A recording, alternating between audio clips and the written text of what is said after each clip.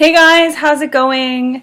I'm here to give you another update because that is what I've committed to do. So today is day 5 of this kind of modified minimalist vegan diet thing. For those that did not see my previous video, a quick recap: I'm doing a 60-day program with a detoxification specialist that has trained through Dr. Robert Morse. And we have basically the goal right now is to reduce a lot of inflammation within my body, especially in the digestive system. And then once the inflammation goes away, start to use diet and herbs to support adrenals, thyroid, etc., as well as clearing out a lot of the just lymphatic congestion, mucus that has built up in my body over my 33 years on this planet. So my diet currently for I guess another 25 days or so consists of subacid and sweet fruits. So subacid fruits being berries, blueberries, raspberries, peaches, pears, apples, anything in that realm, mangoes, and then sweet fruits, bananas, dates, anything, in that zone.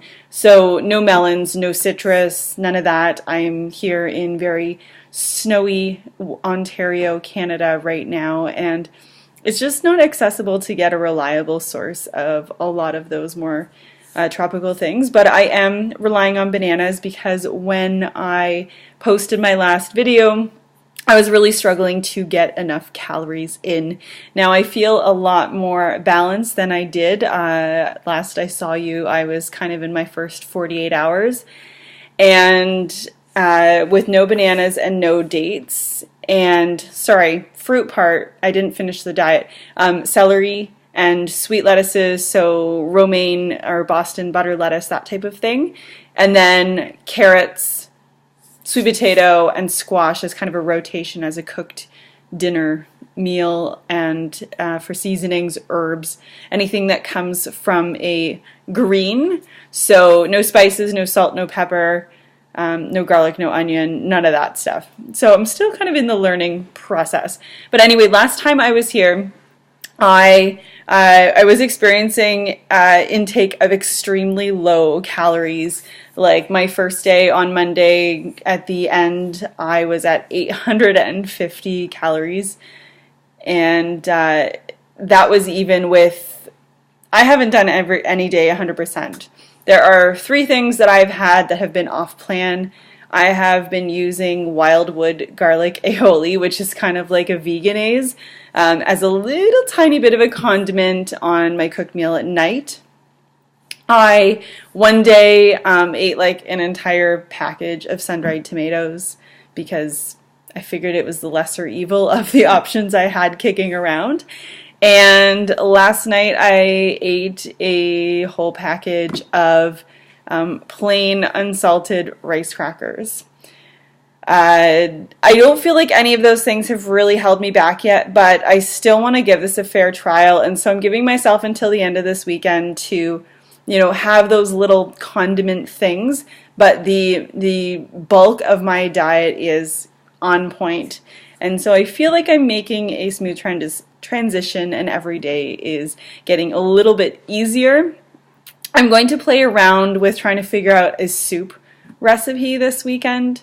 So using no onion, but trying to make a broth using some herbs, carrots, celery, that type of thing, and then maybe squash and carrots together, or maybe I'll put all 3 of those orange vegetables together. I'm not really sure. And I'm also going to start playing around with juicing as well. It was recommended that I do a lot of juicing, especially with the greens. So every couple days, I'm kind of digging a little deeper into it. For anyone that follows me on Instagram, I've shared a couple of my meals to give you kind of like a deeper look at what's happening. If you want to follow me on Instagram, my handle is @fruit underscore medicine. Yeah, so let's see. Okay, so every day this week I just grabbed my phone because every day this week I have actually used Chronometer. I haven't used it in a while, but I'm really tracking what I'm getting in because it was surprising to me how few calories I got that on Monday. So I'll show you what the trends have been this week as far as my macronutrient ratio goes.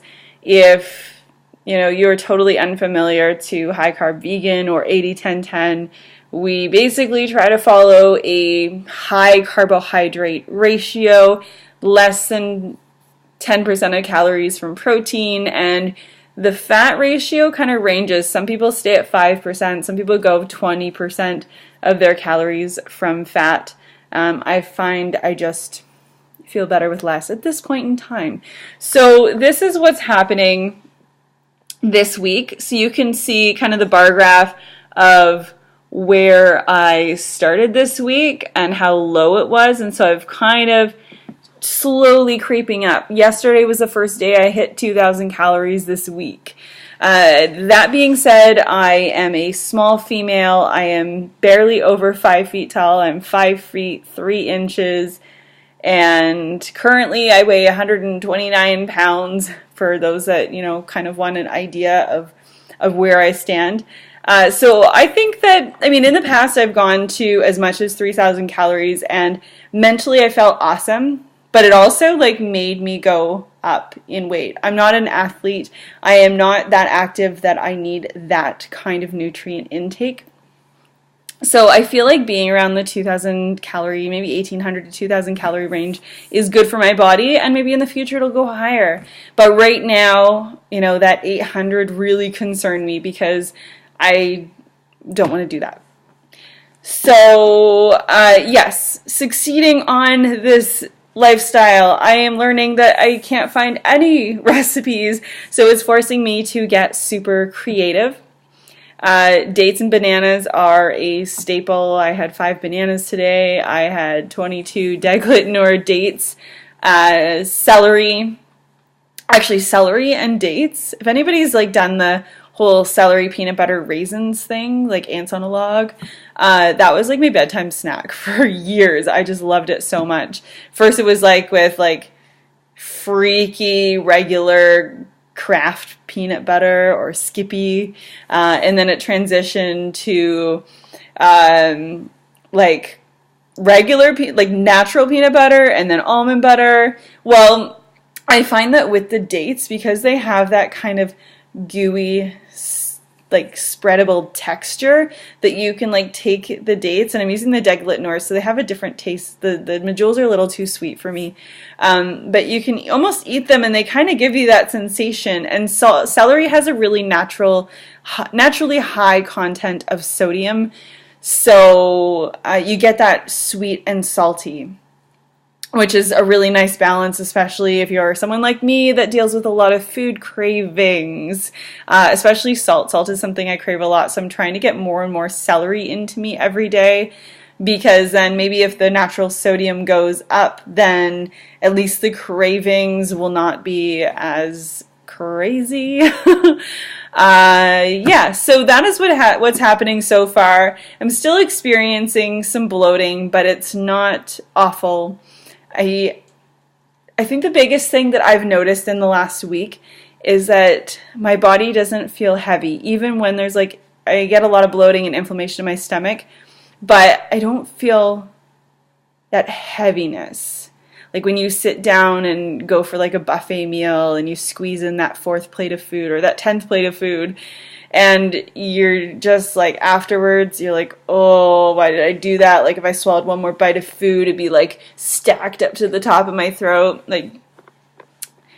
I like to eat, but none of the food that I'm eating right now can stuff me to that point.